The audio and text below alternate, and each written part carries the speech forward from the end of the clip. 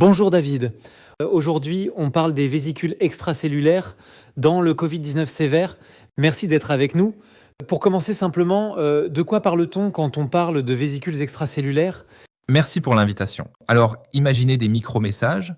Ce sont de toutes petites bulles libérées par les cellules, entourées d'une membrane lipidique, et elles transportent des signaux, des protéines, parfois des fragments d'ARN. Dans le Covid-19, ces vésicules reflètent ce que vivent les cellules immunitaires et endothéliales. Donc elles deviennent des miroirs de la gravité de la maladie.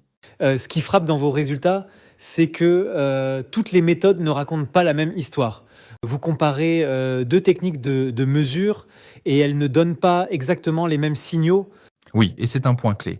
Avec la Nanoparticle Tracking Analysis, qu'on appelle NTA, on ne voit pas de différence statistiquement significative de concentration entre patients critiques et non critiques. En revanche, avec une autre méthode basée sur l'interférométrie, on observe clairement plus de vésicules circulantes chez les patients critiques. Cela suggère que certaines vésicules, probablement les plus grandes, échappent à certaines techniques, mais pas à d'autres. Donc la technologie influence directement ce qu'on interprète cliniquement. Exactement. Et c'est pour ça qu'on ne s'est pas arrêté au nombre ou à la taille. On a regardé ce que portent ces vésicules à leur surface, leur carte d'identité immunologique, si vous voulez. Et là, un marqueur ressort très fortement, le CD86. Pourquoi lui? CD86 est une molécule de co-stimulation exprimée par les cellules présentatrices d'antigènes comme les cellules dendritiques ou les monocytes. Quand on retrouve beaucoup de CD86 à la surface des vésicules, cela traduit une activation immunitaire intense.